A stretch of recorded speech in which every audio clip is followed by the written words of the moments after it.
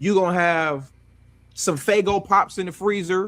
You're gonna have maybe some hood juices for the kids. The ribs is only for the grown folks, right? Which I don't know why that's a thing in Black America. Like, why? I don't know. The ribs is grown folks meat, right? You're gonna have hot dogs. You're gonna have burgers, right? We don't eat the same stuff. We just don't eat the same food. So for you to sit there and lie is just crazy, my nigga. You can have some apple pie maybe at a Black American. Hamburgers and hot dogs is not barbecue. Make a thing called Kalulu. It's spinach. I don't even know what that is. I've never heard that in my life. The ice pops. Yeah, like we don't eat that stuff, man. I'm just being honest. I know what's going on. Every time I cross paths with a Black person, I'm like, yo, you look like somebody I grew up in school with. No, you didn't. That's simply because your ancestors probably was there. You probably related to the person. That's why you look so much alike. And trust me, I get it. Some of our people have a mentality where we think like we better than y'all, or we say certain that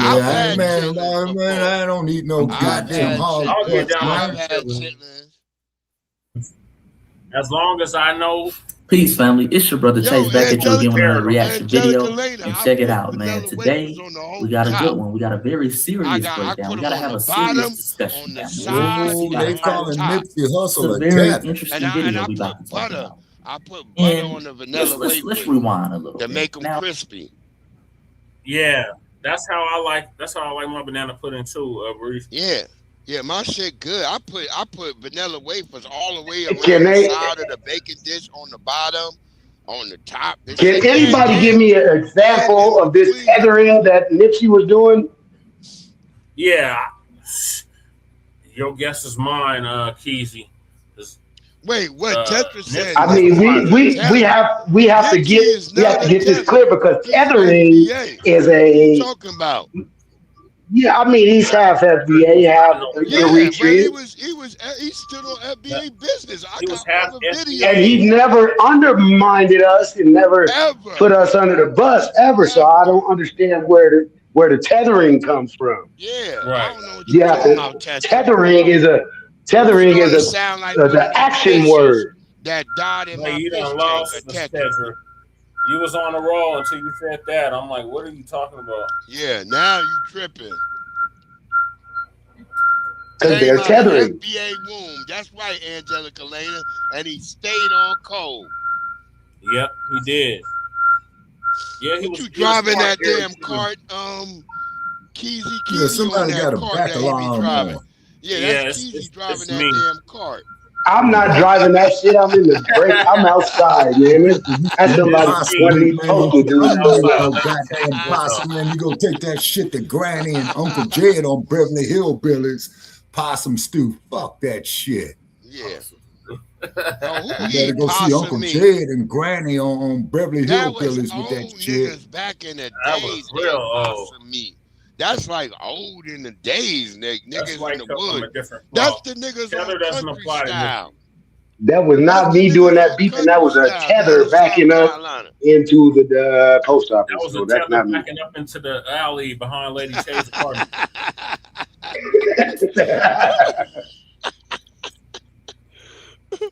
No, that was a tether running over Lady Chase's alley. He's in Lady Chase's alley running over a raccoon. A tether is a nigga who undermines foundational Black Americans. That's what a tether is. Right. And Nipsey was it's an not action. It's an actionable thing. It's not just like a person just because they're an immigrant. It's not just undermine. Let's just say it like this. The most simple way to say it is a tether is an immigrant coon. That's as simple as you can put it. Nobody's a coon just because they're Black, right? You don't just become a coon just because you're Black. No, his parents were not tether Africans. I don't know where you getting your news from, my nigga. His parents were not tether Africans. I don't know where you getting your news from, my nigga. No, and his dad wasn't a tether. So there you go. There you go. Yeah, his dad wasn't a tether. He's Eritrean. His mama was FBA. His dad wasn't a tether. His dad was not undermining us. A tether. Yeah, he was just a regular. His dad was FBA. His mom. No. His mom was FBA. His mom was. His mom was not.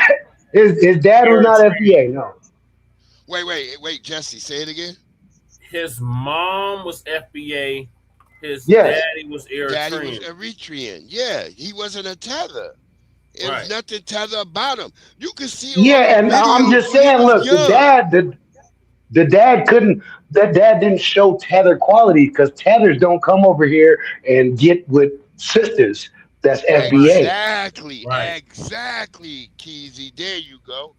Right. And lay up and have several kids and live in America and participate in Black culture. Tethers would have said no. Stay away from the Akata. Stay away from the Jarias. Stay away from the Akata.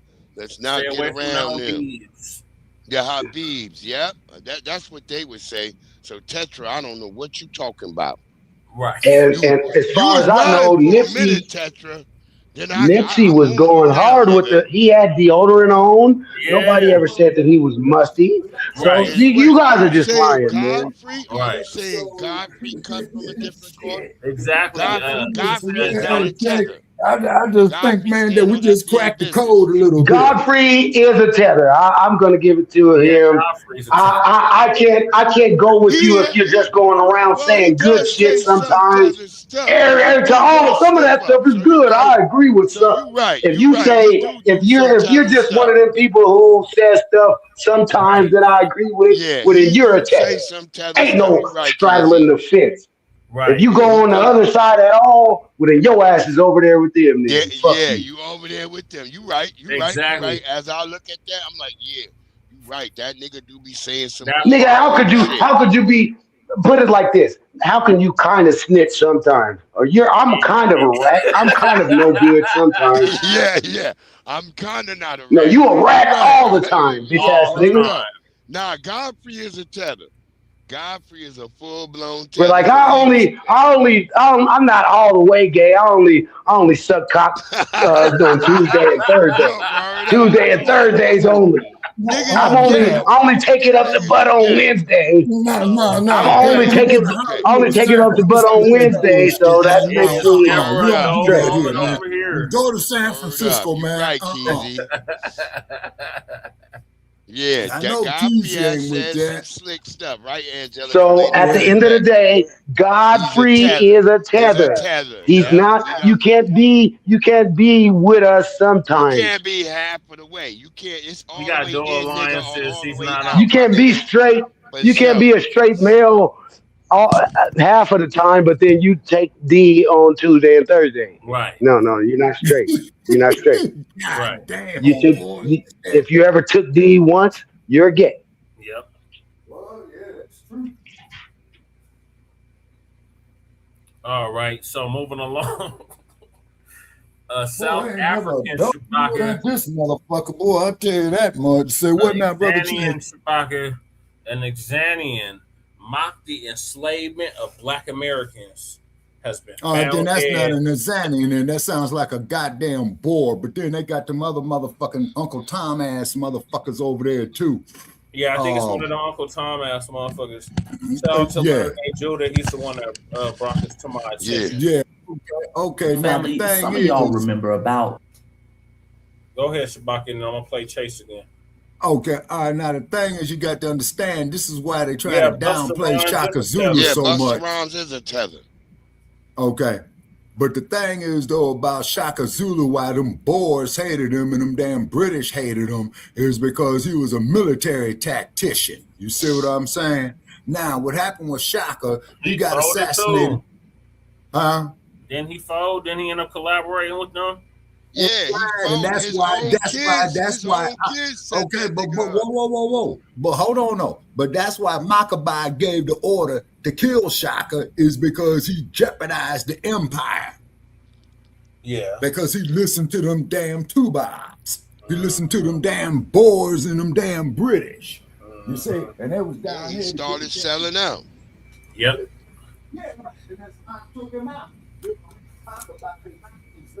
As soon as I hear that disclaimer that I hate, everybody, well, I'm gonna need to see proof. I need to see the proof of the writer that you're talking about. Right. Everybody, well, show me the proof. Where's the writer? Right. Give me an example of that writer, or you are lying. Yeah, exactly. There you go. Ain't no cap around that. I thought about it. As soon as you said that, I was listening. I'm like, oh yeah, this nigga making sense. That nigga, you can't be halfway in. You got to be all the way in or all the way out, nigga. Right. All right, let's see what our brother Chase got. Roughly almost a year ago, family, there was this big thing on social media between South Africans and foundational Black Americans around a year ago to this day. Oh, this shit about and a lot of South Africans were mad and at brothers and sisters, foundational Black Americans down in New Orleans who are part of the Zulu Club and have something called the Zulu Day Parade. And during this parade, some of the brothers and sisters dress up as Zulu warriors and they put on blackface. So a lot of South African brothers and sisters felt as if foundational Black Americans who were part of the Zulu parade were mocking them. Now, I remember several. No, I agree with that. That's what they was doing. Because part of the Zulu Day Parade, they were part of the Zulu social club, as they call it, trying to explain and break down to them. And as They a quick weren't mocking synopsis, no people who tellers. don't You know, can't mock a nigga who don't the got Zulu nothing popping. Social Club is a club down in New Orleans. It's been around 100 years, okay?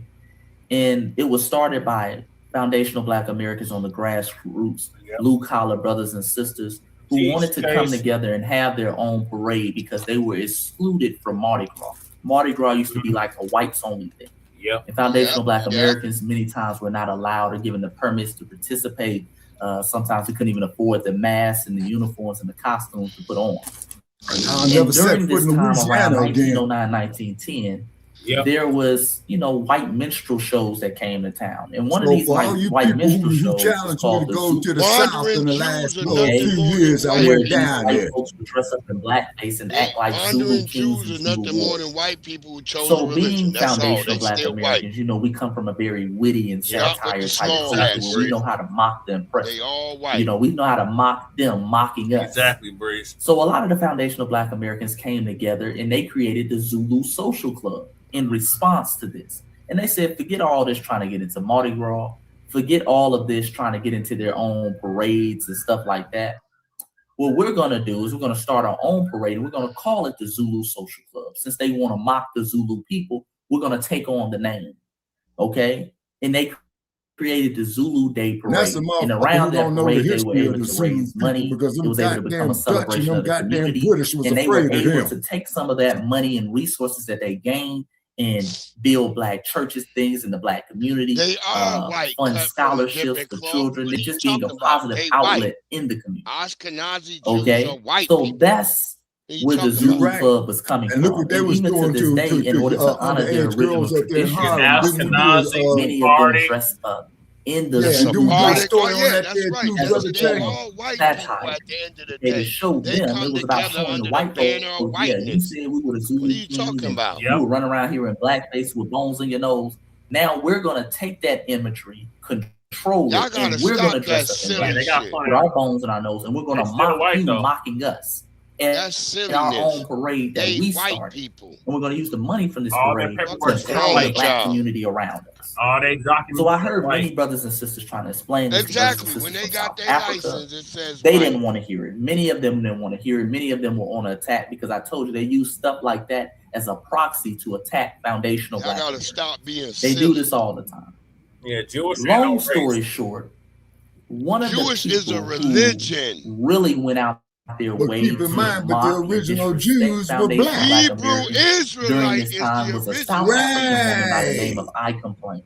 And then when all that Bill Nasser, I think the real name is Sharon. Okay, this woman's claim to fame during that time was mocking foundational Black Americans. Not only the brothers and sisters in New Orleans, but foundational Black Americans across the country and our ancestors who came before us. For those who forgot, I know you haven't forgot about the videos. Let's play some of the videos from this I Complain. Now, again, these videos went viral back in her day. Let's play. And to quote the words of Abdel Gamal Nasser, he says, "How did this is her. Now she had the Jews leave Black and come back attire, white?" And she's running around picking cotton. Now, muted the sound. That's what Nasser said about 1970, I believe. Okay, so she's if I got my memory files making right, fun of brother, us, making fun of our lineage, making fun of our ancestors. Many of Jews, they treat them like shit over there.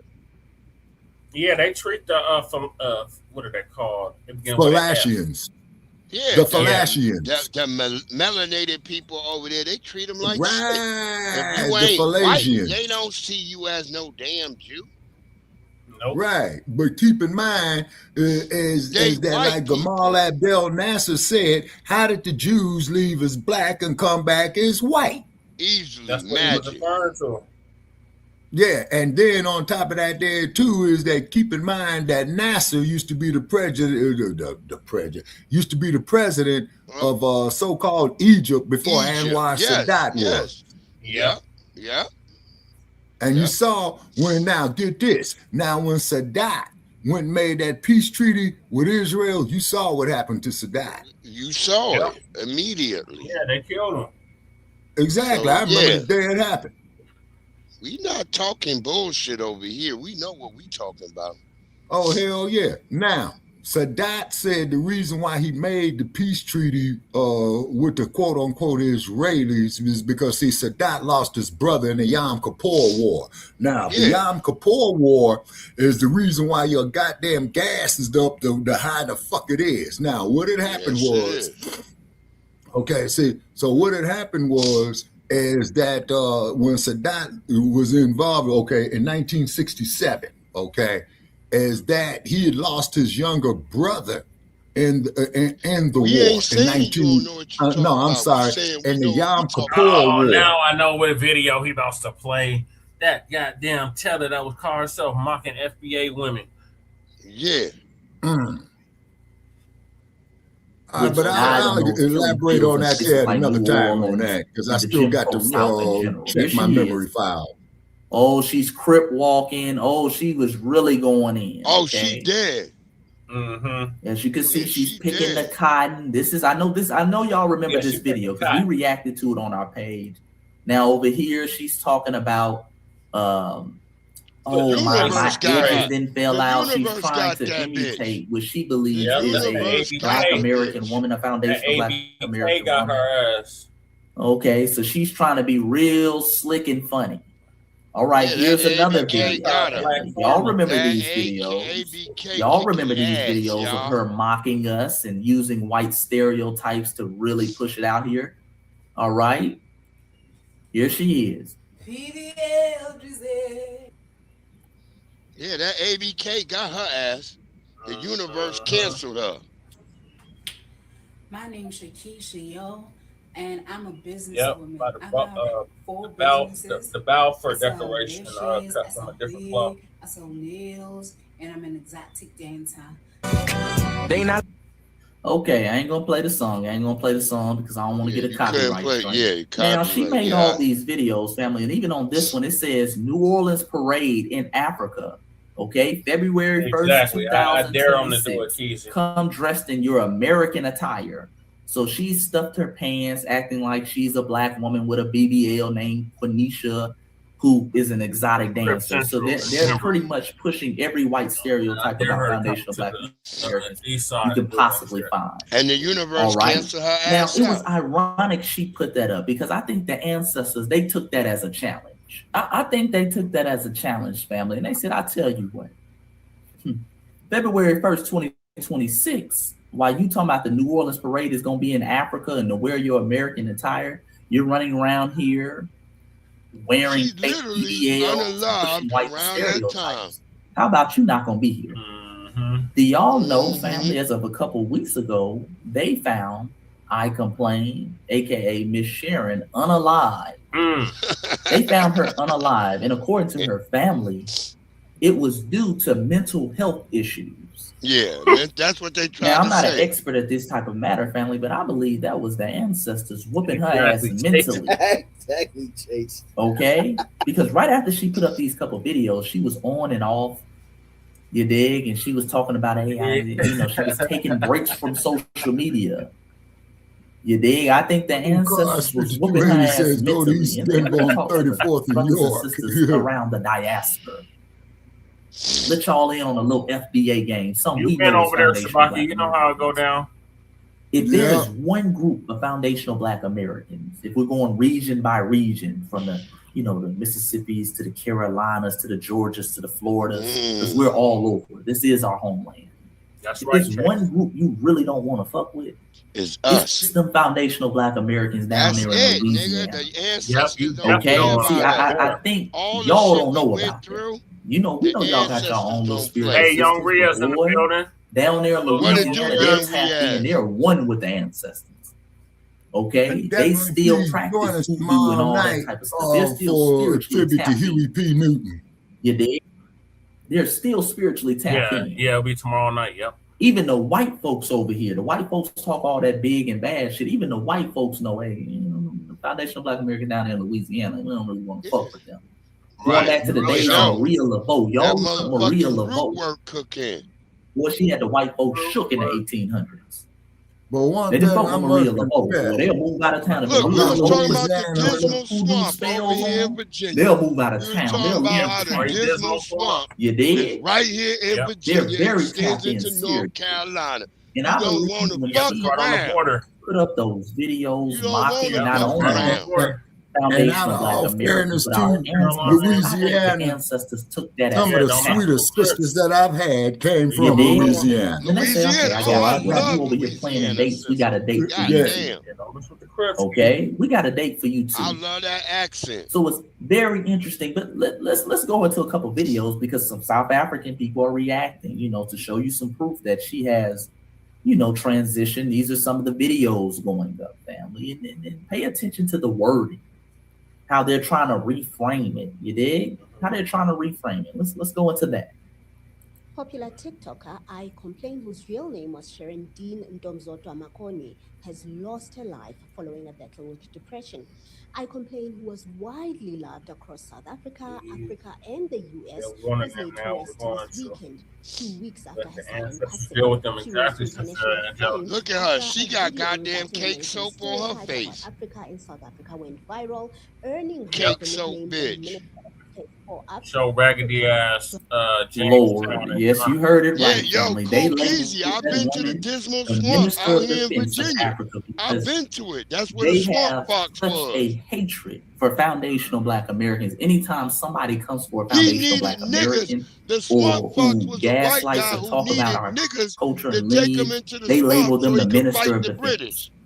Okay, and they love to try revisionist history. Oh, she was defending Africa. She wasn't defending shit. Right. Okay, that woman was just trying to gaslight and trigger foundational Black Americans. That woman didn't Look make at a her single grave video site. That about looked white terrible. folks dominating Africa, stealing all the natural resources, or even the white people in her homeland who literally have all white communities in South Africa, who are controlling and dominating the resources to the day, who have many of her people living in shanty towns. She didn't make a video about that. At least I never saw it. Yeah, she her never claim to made fame no was video attacking about us. it.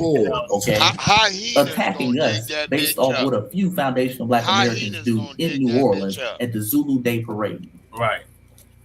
Which they tried to which part of explain the to South Dismal Africans Swamp over you and wanna over go again, to, but they didn't want to hear we it got because they it out just here wanted in to Virginia, attack.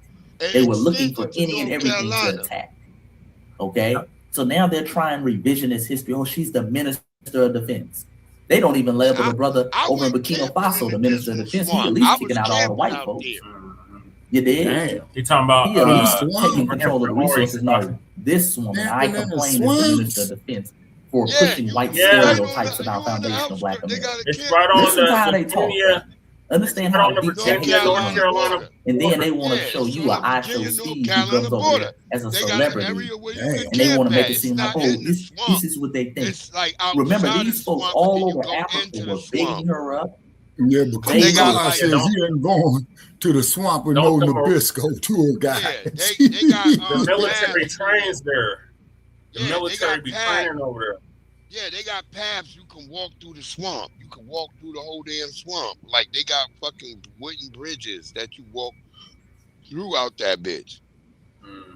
Yeah, the Nabisco's been out there, but it's mainly like everybody, like your tour guide is Black. Yep. Celebrating her videos of pushing these tropes and stereotypes about foundational Black Americans. They were celebrating it. Oh, yeah. We kept the file, family. Let me play a little video. Remember, Oh, yeah, we play covered a that little last video of night. me reacting to from the comment section of her video. We covered that tether. Check this out, DC. family. Now, what I Yeah. want to show you, Yeah. family, Oh, yeah, what I want to show you is I want you to look at the comment section. Because oftentimes what you have, family, is you have a lot of people who act like, oh, this is just one person. If you come to South Africa, they really love that you. on part one. Okay, look at the comment section. And I want you to notice, number one, this video has, this is the video I just showed you. And by the way, family, this video was taken down. Her brother is in control of her page now. He's cleared all these videos. Okay, for them to be labeling her the minister of defense, they sure are ashamed of what she was talking about. Right. Okay, they're not leaving her videos up for everybody to see. Okay, because they know anybody with any common sense who gets up there can see clearly that her whole thing was attacking foundational Black Americans. So they've taken these videos off of her page. All that's up there is like some hats and some stuff she was selling. Yes, You y'all dig? But definitely this is why we keep the Nah, footage. you don't need to be Has on no boat. It's got bridges. 182,300 likes. They got Okay, and by the way, I had to walkways like the through the video in swamp. order to save the video. For some reason, something's wrong with my Yeah, you save don't button, have so to that's be why I on had a to boat in it. Okay. I don't know But what the notice North the comment Carolina section. side is like. The obscene amount of likes, but the comment Virginia, section. they got South Africa is not for beginners. Okay, this is somebody making light of it. Made This is by the another Buffalo fellow South Soldiers. African making light of it. ASAP. That had 37,000 likes. You forgot the swearing unnecessarily, basically saying that foundational Black Americans, oh, all we do is curse and use profanity. Okay, oh, all we do is curse and use profanity. That has 24,000. I'm glad she okay. unalived. I'm glad the universe took her out. It's another person basically Praise trying God. to act and do a foundational Black American accent or act like somebody who's a foundational Black American. Says, I live with my 4 kids, Shambanquisha, Veronisha, Quintavious, and De'Aaron Curtis Jr. Okay.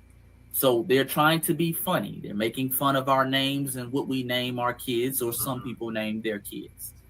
This is the next comment. These are all in a row, family. I'm not skipping over any comments. Someone liked my comment so I can come back and defend her. Tethers. These are Notice people they from the always diaspora. using the term The next baddie. comment. They always Opinions calling gather themselves a here baddie. as we wait to ride for our cousins if needed. Okay, so now you have the diaspora jumping. If you want, Keezy, And I told but I would go y'all with people. that the only time we see these folks on the continent It's so down unify there in the is when woods. it's time to gang They up be on foundational Black Nabiscos down there too. And let me second that again. I said that 8 months ago. I'm gonna say it again. The only time we see them unify on the continent of Africa I told is when you it's about the time to swamp gang up fox. on foundational Black Americans. Nabiscos And love that the shows the swamp fox. dysfunction over there. Even the fact they're labeling this girl the Minister of Defense. And that clip wasn't the only one, family. Okay, they were running around. They kept saying it. Oh, the Minister of Defense has died, nigga. The Minister of Defense has died. Okay, that shows you how much disdain and jealousy they have over foundational Black Americans. They live to try to humble us, because that's what they viewed her as, somebody who was humbling the Black American, put them in their place. Okay, let's continue. Let's keep going through the comment section. That's why I'm showing you this comment section of all these different groups of people commenting and celebrating her videos, mocking us. Okay. They don't show any unity. If you want to see Pan-Africanism on the continent, mention a foundational Black American. They all universally come in agreement. Okay? They all universally come in agreement. And that's why I told you they crop up these little beefs in order to get attention from us. And all of them fight for the attention. So they like, oh, damn, somebody getting attention from Black Americans. Us Kenyans agree 100%. Okay? You didn't see how dark your navel was? Somebody said they are coming for the whole continent because they think it's one country. No one said anything about the whole continent. Okay? But the whole continent is coming for us. Understand the projection. Okay? Let's skip down a little bit because it's more disrespect. You got to add on your 15th child at 22. Okay? So now they're talking about we have baby mamas. Different things of that nature. They never talk about the baby mamas that run rampant. Right, they got... This is another very interesting comment. Hey, my South African brothers and sisters, the Jamaican Online Defense Force is on standby, ready to go should you need us. We fight for Africa any day, anytime. So now you have Jamaicans getting involved. Fuck all these niggas. Now you have Jamaicans getting involved. That's this is why what we I talk don't about. fuck with no tethers. Whenever it's time to no immigrants, pretty much. They form the Avengers, the whole diaspora. All right, and that statement remains true 9 months later after I put out that video.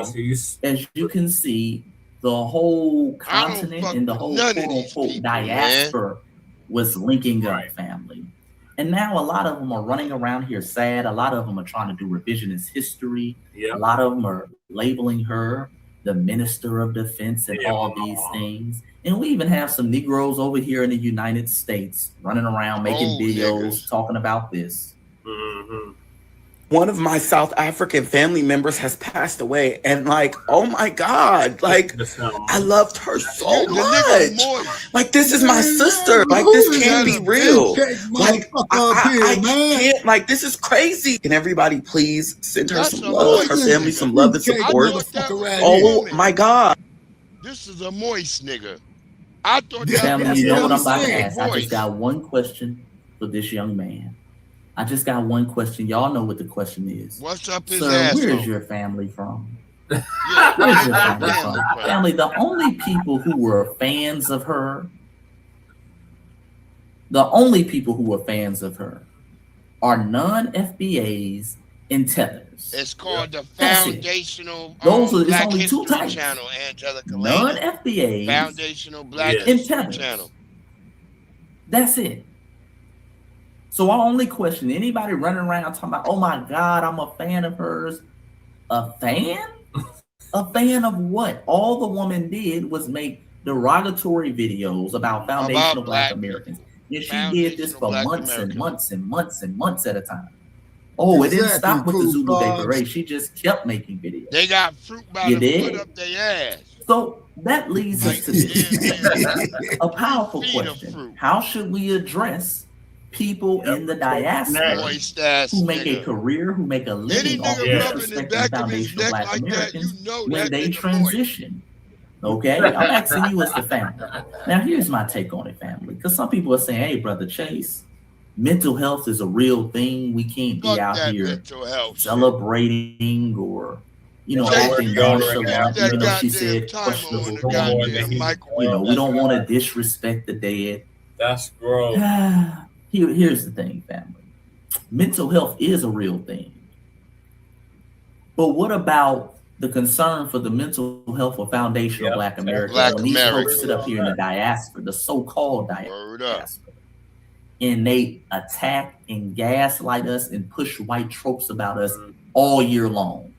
Because understand, when they do that, when she's doing stuff like that, that's an attack on the mental of foundational Black American. That's psychological warfare. Yeah, you're helping to spread propaganda about foundational Black American. Propaganda that's used to deny us the resources and in many times justify the deaths of us when we are unalive. Hold on, I'll post it in a second. Oh, that ain't nothing but a baby mama. That ain't nothing but a ratchet.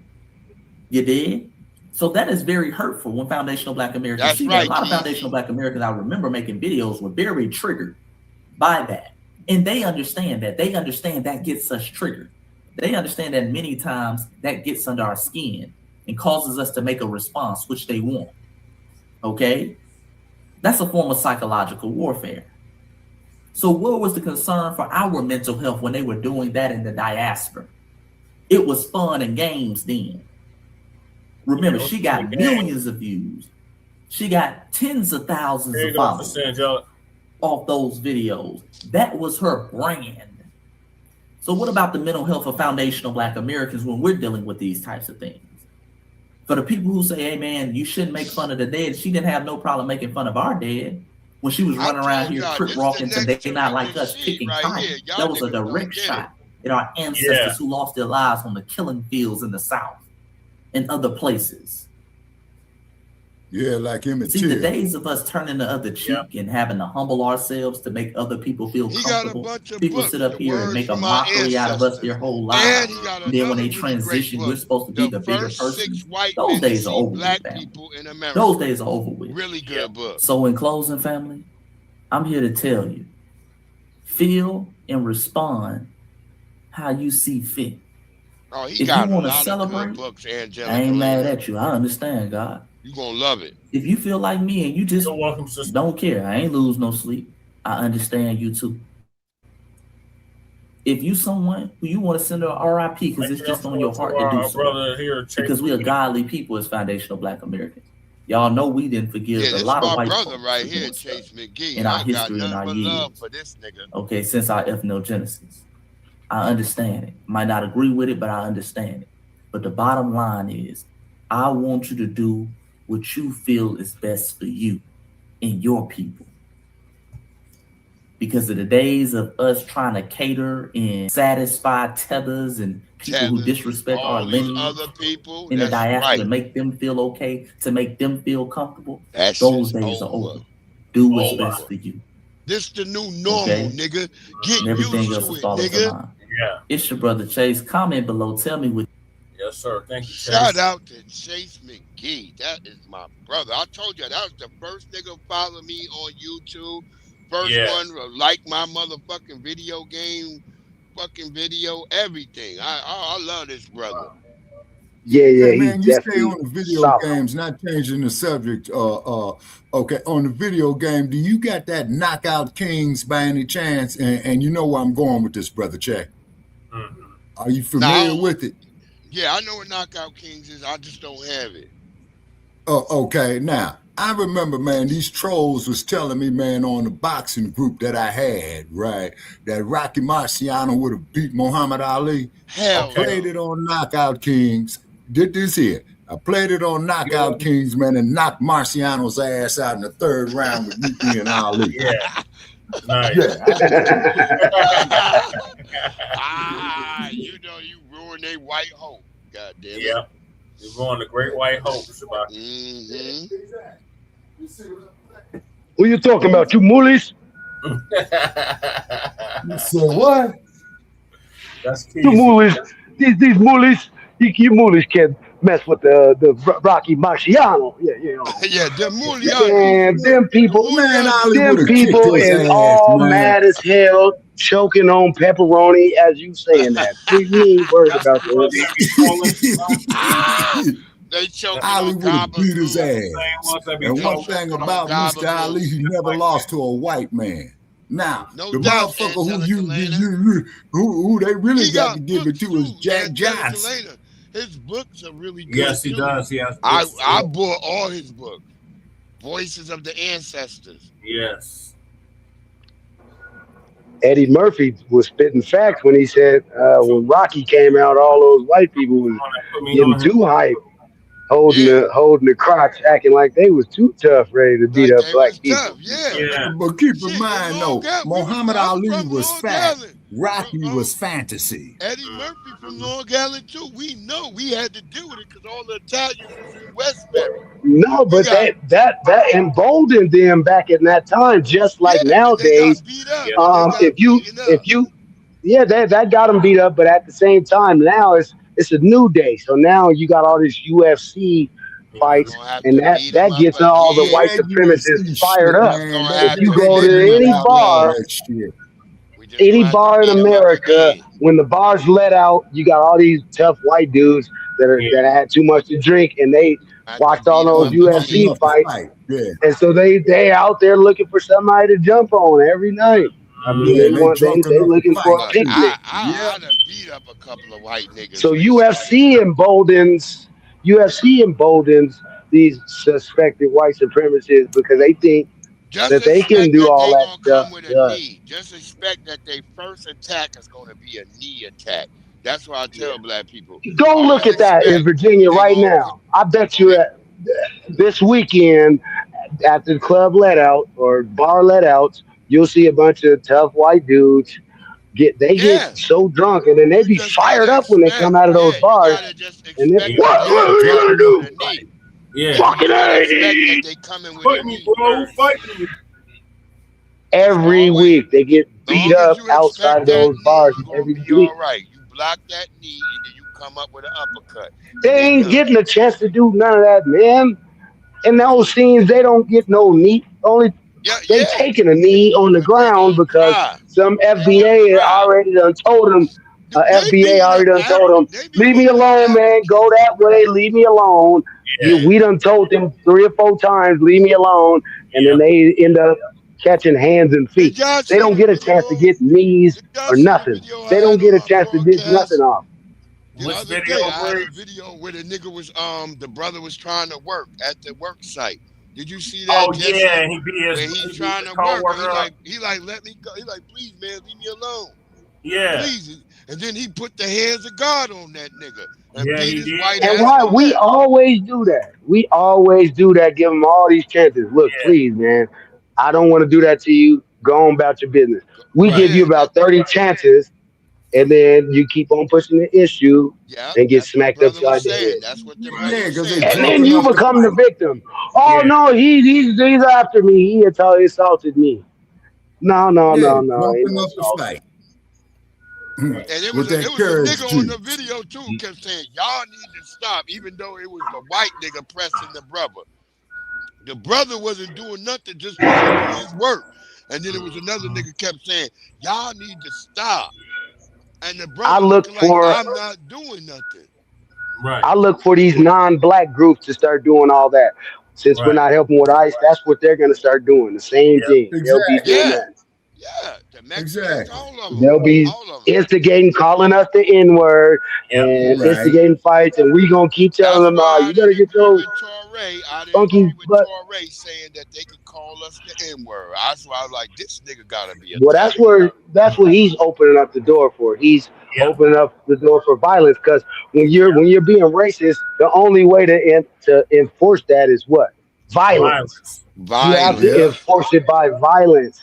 So they're gonna start off calling you, oh no, I just said GA. And then when you reject that and say, nah, don't call me none of that, then they're gonna enforce it with violence. Yeah. Now here's one for you that y'all gonna love, right? I got into it with a security guard one time, right? And for some odd reason, we got on Black History and I don't know how I flipped it at. And so I told this motherfucker, I says, look, man, go read a book called The Autobiography of Malcolm X. Okay. We got Paul in here again. You need to leave Shabaka alone, Paul. You know put him up, bring his ass up here on the motherfucking screen. Bring him up on the screen. And then too. This might be goddamn Regal. Is that you, Regal? You sure it's not past your bedtime?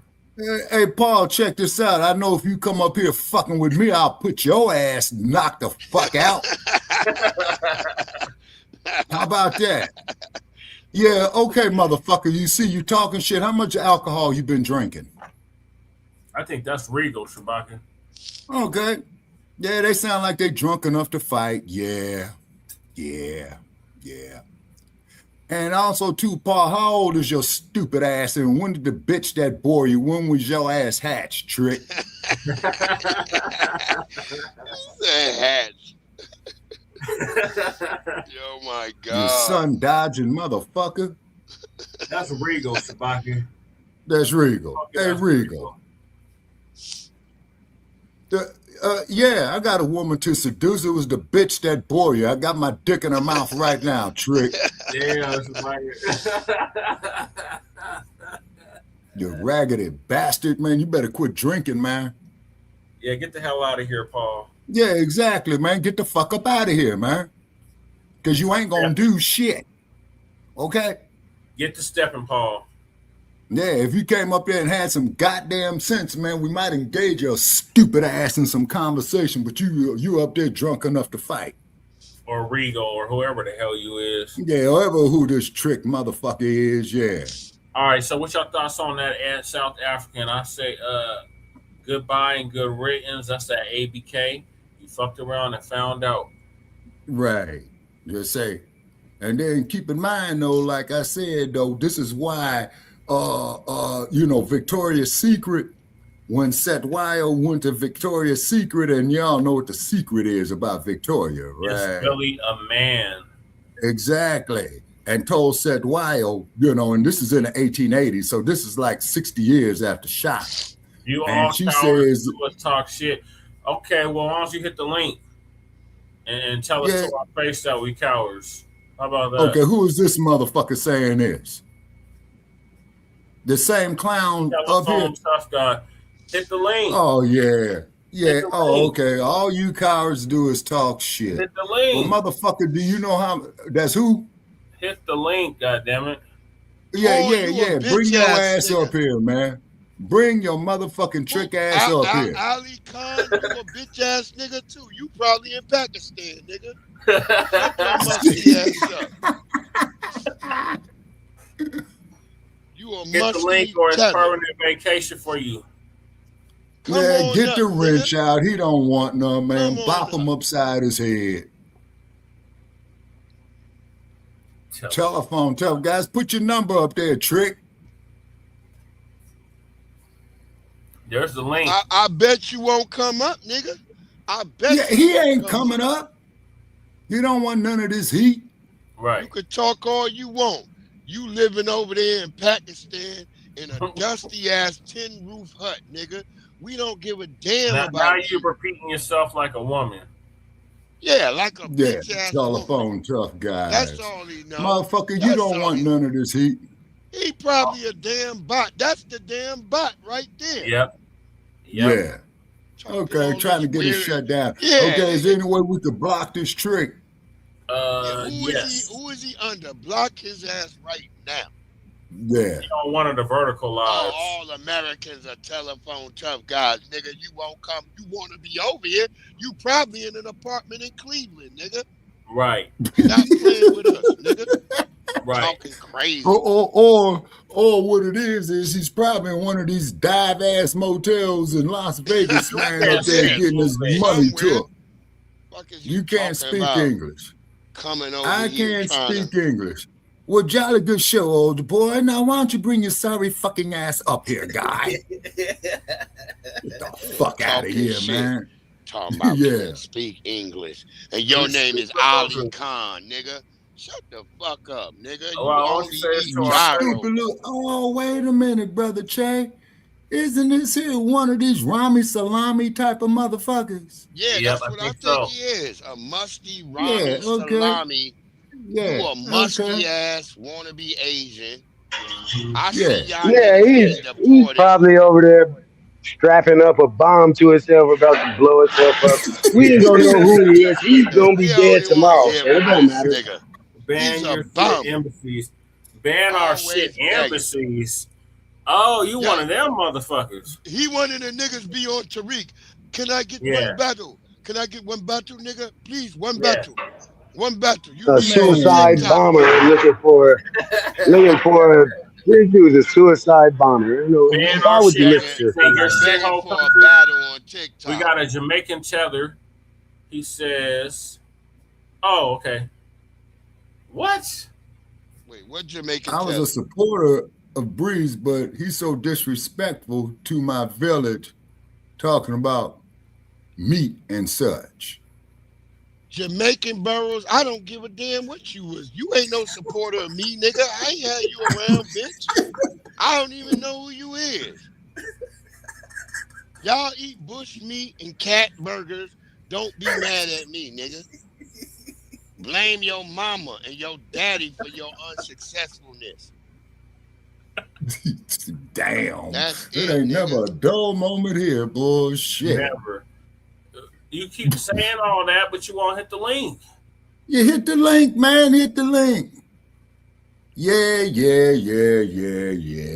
Okay. All right. Explain to me. Okay. Explain to me, Ali Khan, how we cowards. And you won't hit the link. Yeah, exactly. That's young Riaz's cousin. Hi guys, and welcome back to another. And I don't like having to talk to people like this, man. I really hate to have to talk to people like this, but you ain't gonna come up here on this damn platform, man. Never support you again. Who the fuck is you? Yeah. Okay. And when did you support us? How much bread did you break off? You ever supported me, bitch? Yeah, man. And how much bread did you break off? You got a bonnet on in your picture. I don't know you, ma'am. I've received no beef patties from you. Oh, you know what? You guys, hold on. I've never gotten any bear meat or shark bait. Remember, you don't know me. When you holler, when you speak, remember, you don't know me. Yeah, nah, man, this is one of these motherfucking bots, you know, that they got over there from Menlo Park. This is one of your trolls, Shabaka. This person came from your Facebook. I don't know you, man. Oh, okay, all righty. Okay, as long as he spells the name right. Avatar, you got on a bonnet.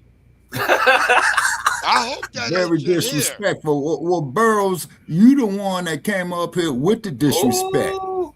keep my country out your mouth. Who the fuck is you talking to? Okay, now what country is you from, motherfucker? Is it Mars or Neptune? Flip flop ass. You can't even go on the beach, bitch. What you talking about? You can't go on the beach. I grew up by the beach. I could go on the beach whenever I want, bitch. You can. That's the difference between us. You called us cicadas? He said akata. Call us akata. We don't care.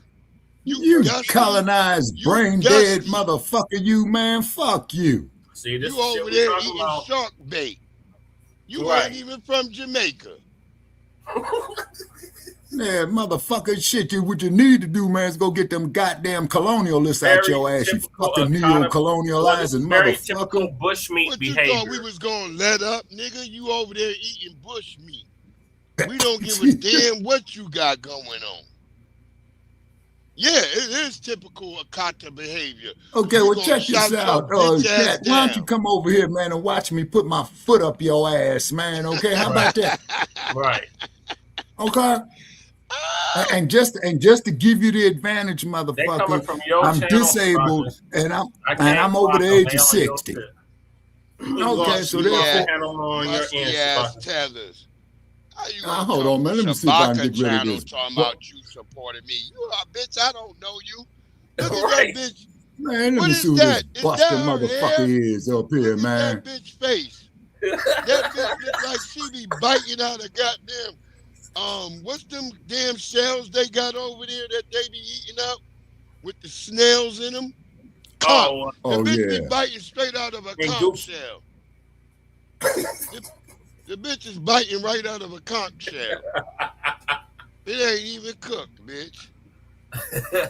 What is wrong with you? Talking crazy to us. Big ass teeth. Yeah. The bitch got horse teeth. Okay, what's this trick's name again, man?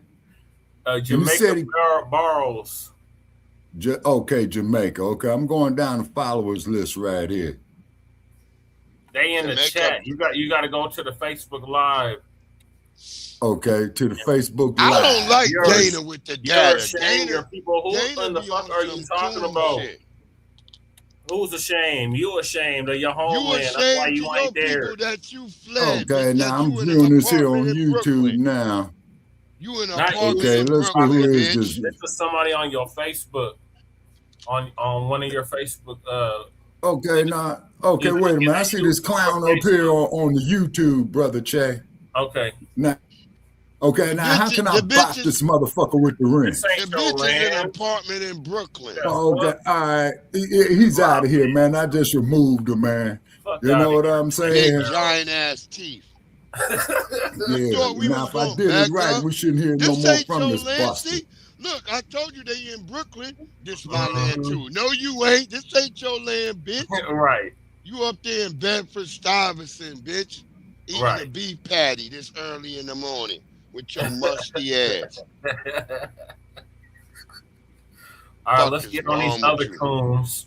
The Congressional Coon Caucus. I don't like Dana with the data, though. I don't like her, though. She be hanging out with Mexicans and shit. Yeah. And all types of stuff. She all cold. I don't She's fuck definitely with her. off cold.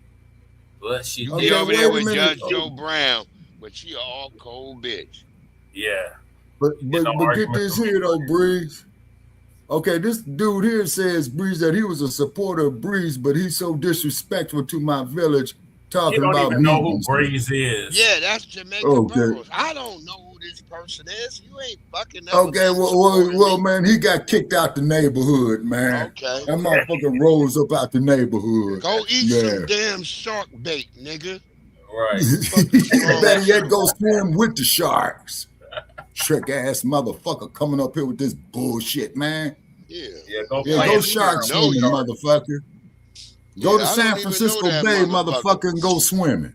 Start to have your ass for lunch. They can't even get on the beach in Jamaica. Y'all niggas is landlocked. How you want to dilapidated homeland after Melissa? That's the bitch right there, Yvette Clark, trying to play like we don't got no IDs, bitch. Yeah. I told you I don't trust bitches with big glasses and ascots wrapped around their neck. All these symbolic niggas, Hakeem Jeffries, all these niggas. Yo, man. All these are tethers up here. All of them. Cheddar alert. Cheddar alert. This nigga said they got the ascots on, like Roland Martin. Cheddar alert. Episode of Dana with the Data. So let's talk about the Congressional Black Caucus. Well, the Congressional Black Caucus just held a press conference last week claiming Trump is attacking Black Americans. But here's what they won't tell you. 76% of Black Americans support the SAVE Act, the very bill they're calling racist. Yeah, they play like. And when confronted with this CNN poll, Representative Yvette Clarke said, "I don't believe it." You just stated that the SAVE Act is an attack on rights and is racist. Could you just explain that further? Because 76% of Black Americans support the SAVE Act, according to CNN. Who's this cat here that says FDA Trump, love Trump? We find it racist because at the end of the day, it's targeting Black communities with a cost burden. We've been through this historically, right? Where we've been prohibited from voting because we didn't know how many bubbles were in a soap bar. And so this is just a new iteration of that, and we're very focused on defeating it. But if 76% of Black Americans support it, I don't believe that 76%. CNN reports it. Well, that's possible. That's possible. Okay. I do not agree with it. But this isn't about belief. This is about decades-long pattern of the Congressional Black Caucus advocating for illegal immigrants over the very Black Americans they claim to represent. And what I'm about to show you will change how you see Black politics forever. So let me give you context. On February the 14th, 2026, the Congressional Black Caucus held a press conference with civil rights leader, the Divine Nine, and Democrat leadership. Congresswoman Yvette Clarke, who chairs the CBC, claimed that Trump's policies are a direct attack on Black communities. No, it ain't. And Hakeem Jeffries said Black America is under attack. Their main arguments were the SAVE Act is voter suppression, Black unemployment is Trump's fault at 8.3%, Trump is weakening Black voting strength, DEI rollbacks are hurting Black Americans. But here's the problem. Almost everything they said is either misleading, completely false, or deliberately ignoring what Black Americans actually want. Let me break down each claim and show you what's really going on. Good afternoon, and thank you for joining us. I'm Congresswoman Yvette D. Clarke, chair of the Congressional Black Caucus for the 119th session of Congress and proud representative of New York's 9th Congressional District, located in Brooklyn, New York. We are joined here today by Maya Wiley of the Leadership Conference, Mark Marial of the National Urban League, Derek Johnson of the NAACP, Reverend Siobhan Arline Bradley of the National Council of Negro Women, Melanie Campbell of the National Coalition of Black. How can you shout out your own random ass, nigga?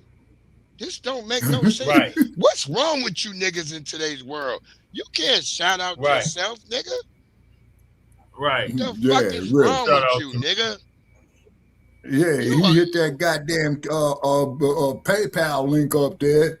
He could damn near halfway do what he want, man. But we ain't gonna shout your ass out, Trick. We don't even know who the fuck you is. PayPal, get the nigga out of here, toot his own horn. Yeah, really. Go ahead, Jesse. I see the wrench is busy tonight. Look, that Jamaican is back again. That Jamaican is back again. Jamaican. Bitch, I work for your mama. It's on Shabbat. You have 3 jobs. Shabaka, what kind of jobs you do? They're on your YouTube, Shabaka. You got to block them on your YouTube. You got 3 jobs. The bitch working like the niggas on fucking in Living Color. What, you only have 1 job? I have 3 jobs, nigga. I got more jobs than they're Jamaican. She's a prostitute, a skank, and a whore. Yeah, that's right, Keezy. A prostitute, a skank, and a whore. Get your musty ass out of here. Yeah, Shabaka got to get rid of them. I can't do it on my end. Shabaka, they on your Genep YouTube channel. Your people don't work hard, or your homeland wouldn't look like shit. Right. If your people work so hard, your homeland would look glorious. And the white people and the Chinese wouldn't be dominating y'all over there. Right. The fuck up out of here. We don't need you. You a loser in life and in spirituality. Everything about you is full of shit. Come help.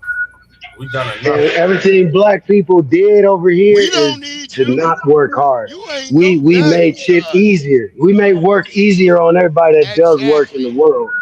So you keep working hard with your goofy dumb ass. You on your own. Go dig that irrigation ditch yourself, bitch. With your flip fix your flops on. homeland after that hurricane ravaged it. Yeah. Y'all out there living in trash heaps. What are you talking about? Go fix your infrastructure. Y'all be begging to live in Baltimore or Cleveland, bitch. Right. You can't even set foot on your own beaches. At Fuck all. outta here. Can't even go on the beach. They got a fence up and you niggas can't go through. The hell is you talking about? Civic participation, and Dr. Stacy N.C. Grant of the National Pan-Hellenic Council of Presidents. I want to thank all of the leadership for joining us today and for partnership with the Congressional Black Caucus. It is critical that we gather in this moment, given what we are up against. Across the country, our communities are voicing deep concerns about the threat posed by Donald Trump and his allies. Today, our democracy, economic opportunity, fundamental freedoms, and access to the ballot box are under attack. Over the past year, we have seen a concerted effort to roll back civil rights, undermine voting access, dismantle social programs, and concentrate power in the hands of the wealthy and well-connected at the expense of our community. Okay, folks, let's just go along with what they say. Let's go with that. That's what they're doing to us. Now, what are these people doing to stop it? To politicizing the courts and sowing fear and division through actions cause real and disproportionate harm to Black communities.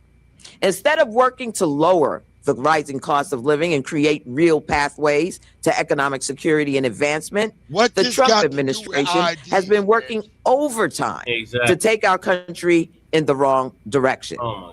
Today, under Trump's historically unpopular leadership, Black unemployment has reached a staggering 8.3%, the highest since the height of the COVID pandemic, undoing progress made through intentional investment. Motherfucker, man, we shouldn't be seeing them no more. Okay. Salute, Young Reyes. Salute, man. How you doing? Yeah, man, ain't never a dull moment here, brother. Good salute, Reyes. Salute. Nigga, did you eat your oatmeal before you got on here, nigga? Did you eat your porridge? No, nah, that's white folks, man. I don't like that. No, that's white folks stuff, man. No, I like tea, but I don't like crumpets. Crumpets is white folks food, though, man. I don't do no white folks stuff. Where are you from? I'm from the UK. I'm from the UK. And tomatoes, nigga, and mushrooms. Okay, he's from where? Wait, so basically, UK now, Shabak, is multicultural. So, like, what you know, people used to see on TV like 30, 40 years ago. No one in the UK does that anymore. Everyone just does so that. You in the UK, right? You in the United Kingdom, right? People be eating beans and mushrooms all the time. So I take it you a James. Them UK niggas will stab your ass. But I'm good with it. Yeah, but Breeze, I'm beans and toast, Young Reyes. I like that, but I don't eat that. I probably just have whatever. Cereal sometimes though, but I don't eat breakfast sometimes. I just skip it. Shabaka, Breeze is Pakistani. I don't know. You mean me? I'm yeah, not whoa, wait a minute. Young Riaz. Sorry. Okay, Riaz is from Pakistan. Okay. Okay, yeah, so basically, both my mother is a born Pakistani, my father is a British born Pakistani, but my father's parents is Pakistani, so that makes me a third generation, though. So my father is second, my mother, it's just like a mix, though, so. Okay, now explain something to me, man, about this Brahma class, man, over there in India, Pakistan, and what have you. Now, correct me if I'm wrong. I think Pakistan is Muslim from Pakistan, Shabaka. He's from the UK. His family's from Pakistan. Oh, okay. All right, my bad. I stand corrected. Okay, so your family's from Pakistan, and you're over there in the UK. Yep. Yeah. Okay, are you a fan of James Bond? James Bond is cool, but not my type of thing, though. Actually, I grew up on a lot of American stuff, though, and if I actually like to watch UK stuff, is of course it's the rap stuff, or I like to watch Top Boy and stuff like that. Mostly. Okay. Do you know what RAP stands for? RAP. Wait, rhythm and poetry. Yep. To the head of the class. Well, he just knocked me on my ass. Yeah, he's right. Move to the head of the class, young man. Yeah, young Riaz scholarly. You caught me with a Joe Frazier left hook like he was flattened Ali in May 71, but I'm getting scholarly on our shit. Yeah, so when I said I'm influenced by FBA, I'm serious though. And also though, I actually, I give props too though, actually, because actually in the 50s, that was impressive. People like me in the 50s and 60s, Shabaka, people like me had to hide everything about themselves and they had to pretend to be somebody they weren't. Only till the 70s, they started being who they really are. That's why you actually see their culture come out more and more now, because they had to, people in that I bet you the rapper Blueface can't tell you what rap means. I bet you. Nope, he couldn't. Hell no. Yeah, but old boy right here, he knocked me on my ass with that one. He's more of an internet personality who just did music. I wouldn't consider Blueface a rapper, in my opinion. I just think he's just an internet personality who just happened to do music. Just said it. There you go, Riaz. Yep. There you go. Finish this damn story with these tethers. And inclusive economic growth.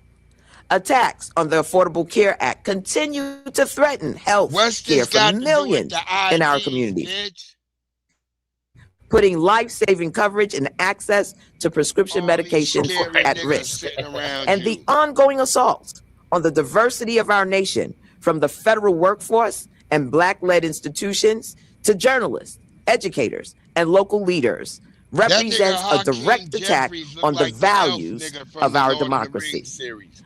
Underlying it all is a clear truth. Donald Trump and Republicans understand that their path to maintaining the majority depends on weakening the collective voting strength of Black communities through racially gerrymandering maps ahead of the upcoming midterm elections.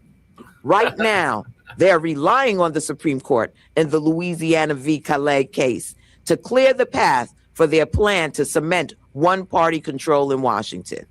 But let me be clear, we will not waver. The Congressional Black Caucus will not be silent. We will not back down, nor will our partners in the Divine Nine and civil rights community. Together, we are working to legislate, organize, mobilize our communities against these efforts because too much is at stake for our communities. First, let's talk about the SAVE Act.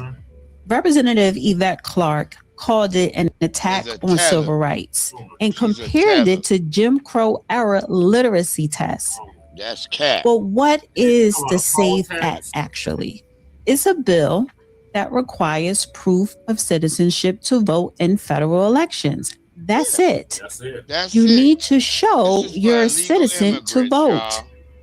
Now, here's where it gets interesting, because I just showed the clip of a reporter asking Representative Clarke about the CNN poll showing 76% of Black Americans support voter ID laws. Her response, I don't believe it. Think about that for a second. When presented with data showing what Black Americans actually want, she dismisses it. She doesn't believe her own constituents. And here's the kicker. She compared voter ID to Jim Crow literacy tests. But literacy tests were designed to be impossible to pass. They ask questions like, how many bubbles are in a bar of soap? Yes. Voter ID just asks, are you a citizen? Do you have ID? Study shows over 95% of Americans already have some form of ID. And for those who don't, most states offer free IDs specifically for voting. So if 76% of Black Americans support this, and it's not actually suppressing anyone's vote, why is the Congressional Black Caucus so against it? Why? For illegal immigrants. Because it's not about Black Americans. Lady, what you need to do is jack that motherfucker up from Nevada by the name of Scam Brown. And having said that, I'd like to, it's my honor to bring to the podium at this time the leader of the Democratic Caucus, Congressman Hakeem Jeffries. Good afternoon. Let me begin by thanking my good friend and the chair of the Congressional Black Caucus, Congresswoman Yvette Clarke, for her continued leadership and partnership. Let me acknowledge all of the members of the Congressional Black Caucus, including, of course, our immediate past chairs, Congressman Stephen Horsford and Congresswoman Joyce Beatty. So thankful to be present with these distinguished civil rights leaders of the Divine Nine, as well as faith leaders and people from all throughout the country who are champions of the African American community, champions of the principles that make this country at its best a country of liberty and justice for all. Man, Donald Trump once asked Black America the question, what the hell do you have to lose? The answer is everything. Man, you need to put smoke in that shit. Under his administration. They're winning. You know that under the Trump administration, civil rights is under attack, voting rights is under attack, reproductive rights under attack, racial justice under attack, social justice under attack, economic justice under attack, Black entrepreneurship under attack. What the hell does Black America have to lose under Donald Trump? The answer clearly is everything. Oh my God, nigga, don't. Black America is under attack. The United States of America has been under attack by the failed policies of a failed president and sycophants in the Republican Party who continue to act like nothing more than a reckless rubber stamp for Donald Trump's extreme agenda. What the fuck are you talking about? Under the Trump administration, the Black unemployment rate is up. Oh, I think I got the Black home ownership rate is down, and healthcare is being ripped away from millions of Americans, disproportionately impacting Black and brown communities and lower income white communities throughout the nation. But we're here as members of the Congressional Black Caucus, civil rights leadership, faith leaders, leaders of the Divine Nine organizations, standing together to make clear that we're not going to step back, we're here to fight back, and to make sure we protect the interests of Black America and all of the United States of America.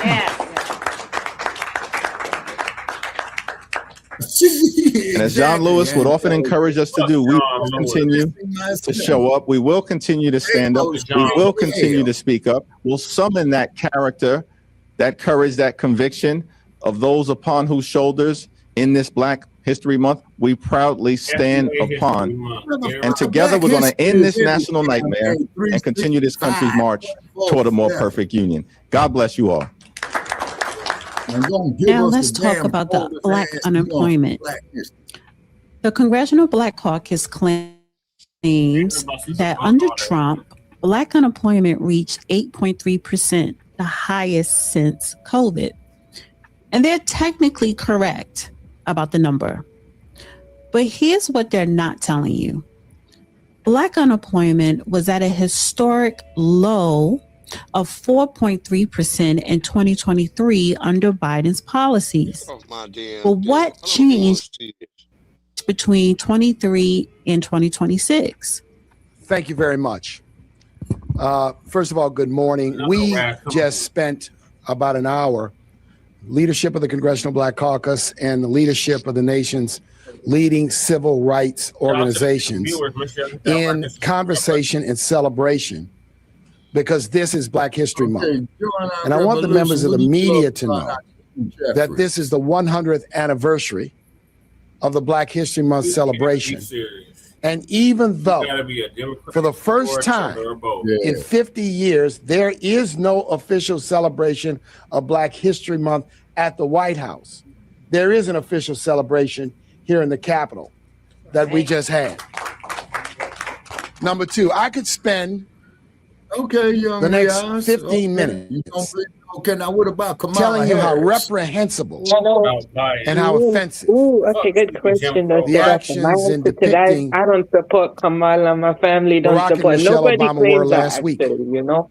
I'm just could spend 15 indifferent. It's not minutes like I have nothing against for an her. hour Okay, sorry. sharing with you how the pictures from Minneapolis and Los Angeles and other communities of sworn law enforcement officers engaging in abject brutality and constitutional violations.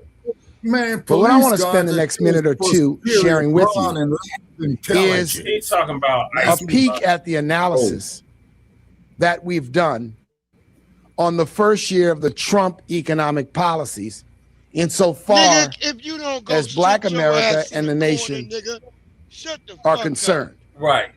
What we've seen is 1 year of chaos and confusion. We've seen 1 year of a bait and switch strategy. You must be moist, nigga. That said, number one, if we impose tariffs, it will yield a manufacturing nirvana for the American people.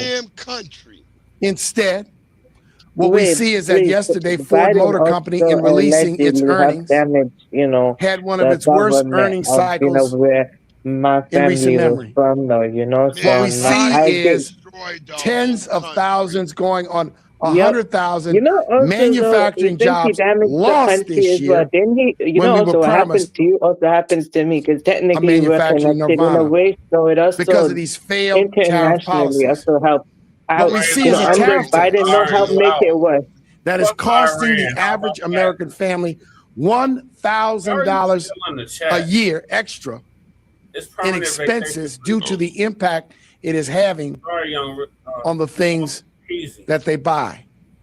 And then number two, what these policies have yielded, as referenced before, is an wholesale attack on the hard-fought work of the civil rights movement going back to 1954 that opened the doors for Black Americans and women and other people to ascend to the highest levels in American life.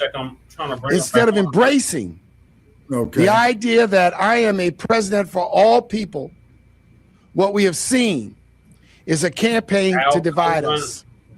To divide us by race, to divide us by gender, to divide us by red state, blue state, sectionalism, and you can imagine it. Think about the idea that any president of the United States would not invite every governor to the White House. And I applaud the governors for saying, no, we won't go unless we can all go.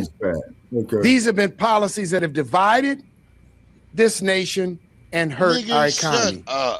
And then finally, the big ugly bill You don't get your has cost us looking ass out investments in schools and children and health care, and it is only just beginning. So on this Black History Month, we're here to say these economic policies are damaging Black America. raising our unemployment. But as has been said, we stand united to bend this curve. And we commit today to fight and fight and fight until hell freezes over. And then I can assure you we will fight on the ice. Thank you very much. Mark Morial from the National Urban League actually lied about what caused it. He claims tariffs, anti-DEI policies, and federal layoffs. But let's be honest about what these policies actually mean. Tariffs, for instance. These are trade policies that affect all Americans, not just Black Americans. And they're designed to bring manufacturing jobs back to America. Anti-DEI policies. Here's the uncomfortable truth. DEI programs benefited white women, LGBTQAI plus community, and illegal/immigrants the most. Right. Exactly. Federal layoffs. Trump laid off 250,000 federal workers. But here's what they won't tell you. The federal government was bloated and insufficient. These weren't targeted layoffs of Black workers. They were across the board cuts. But here's the bigger question. Why is the Congressional Black Caucus more concerned about government jobs and DEI programs than about creating real economic opportunity for Black Americans? Now let's talk about the problem with the Divine Nine infiltrating Black politics. For those who don't know, the Divine Nine are historical Black fraternities and sororities. They include the AKAs, Kappa Alpha Phi, Omega, Psi Phi, Delta, Zeta, Phi Beta, and others, right? And they were heavily represented at this Congressional Black Caucus press conference because a lot of them are politicians. We got another troll. Dr. Stacey Grant from Theta Phi Beta spoke. They kept referencing the Divine Nine leadership. But here's the problem. These organizations have become political machines that push a specific Democratic agenda, regardless of what's actually best for Black Americans. Throughout the press conference, they constantly talked about the advocacy of the Divine Nine.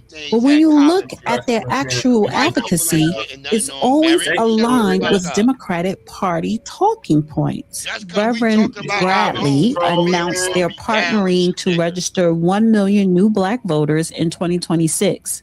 But let's be real. This isn't about civic participation. This is about registering Democratic voters. And here's the disconnect. If 76% of Black Americans support voter ID, but the Divine Nine and CBC are fighting against it, who are they really representing? So let's get to the heart of the matter. What is the Congressional Black Caucus real agenda? They're fighting tooth and nail against a bill that will require proof of citizenship to vote. They claim it's about protecting Black voters. But think about the logic here. Black Americans overwhelmingly have IDs. Black Americans overwhelmingly support voter ID. You can't walk around the only people who can't provide proof of citizenship are non-citizens. So who benefits from opposing the SAFE Act? Illegal immigrants who want to vote. Maya Wiley, the leadership conference, complained about ICE having a $75 billion private army. She's upset about immigration enforcement. The Congressional Black Caucus is using dark history that Black Americans suffered Jim Crow, literacy tests, voter suppression to create an emotional argument that allows illegal immigrants to vote so Democrats can stay in power. Because here's the reality. Black Americans are starting to vote more conservatively. That 76% support for voter ID, that's a problem for Democrats. But if you can import millions of illegal immigrants and give them the ability to vote, you can replace Black voters who are leaving the Democrat plantation. Yeah. They know. And this is why Congressional Black Caucus hasn't done anything meaningful for Black Americans since the 1970s. Okay, they passed the Emmett Till Anti-Lynching Act. Great. But lynching was already illegal under other laws. What have they done about Black on Black crime in cities they control, failing schools in Black neighborhoods, economic opportunity in Black communities, the breakdown of the Black family? Nothing. Black on black crime, bitch. Because they're too busy advocating for illegal immigrants. Here's what the Congressional Black Caucus should be doing. Working with the Trump administration, not against it. In Trump's first term, Black unemployment hit lows.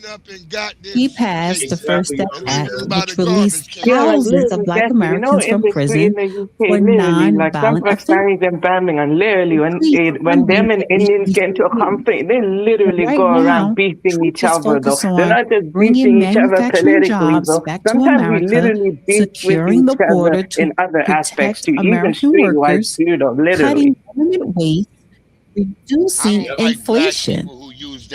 Every single one of these policies help Black Americans. Manufacturing jobs provide good paying work without requiring college degrees. Border security stops illegal immigrants from undercutting wages. Cutting waste means more efficient government.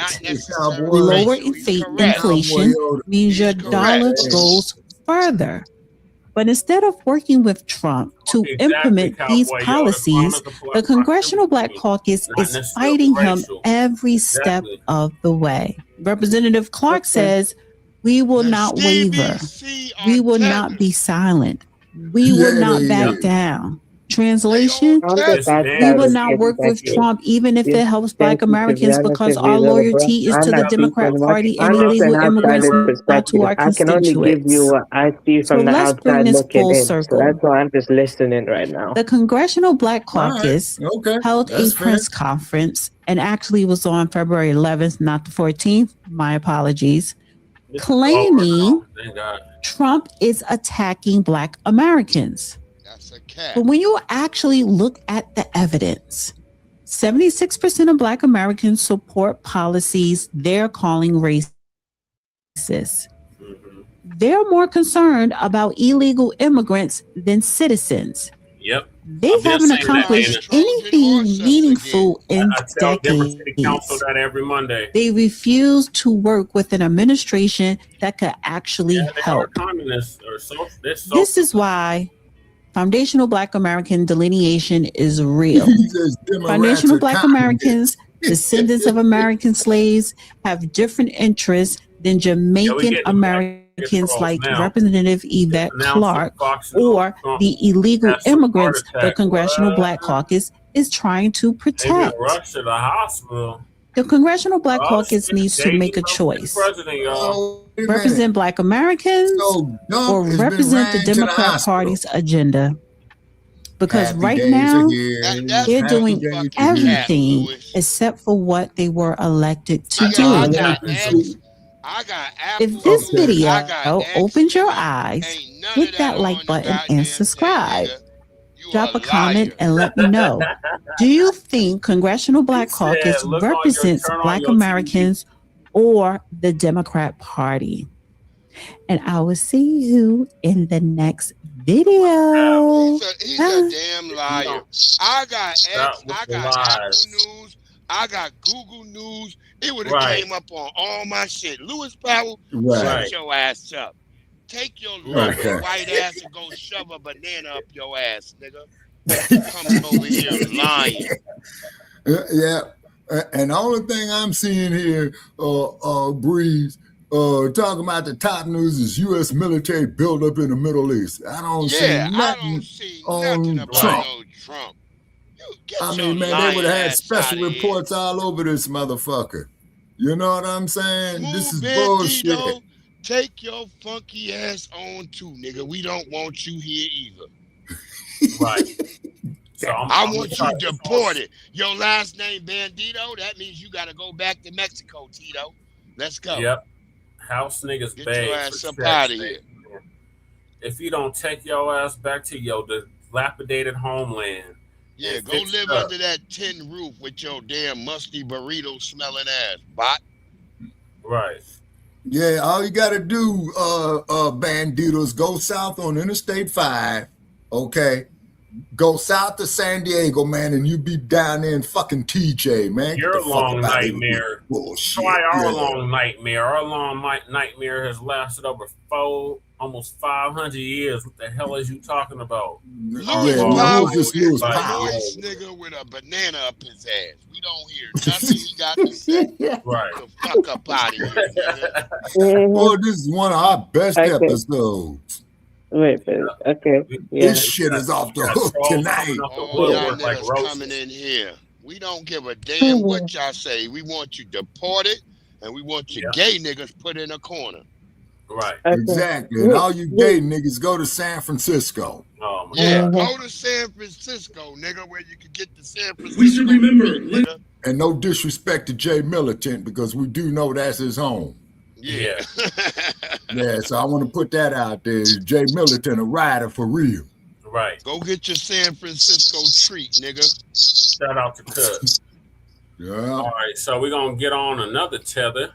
Oh, my God. Brandon, no, Tether Johnson. Just tethers. Oh, this motherfucker. Hey, where's Crew at on this one?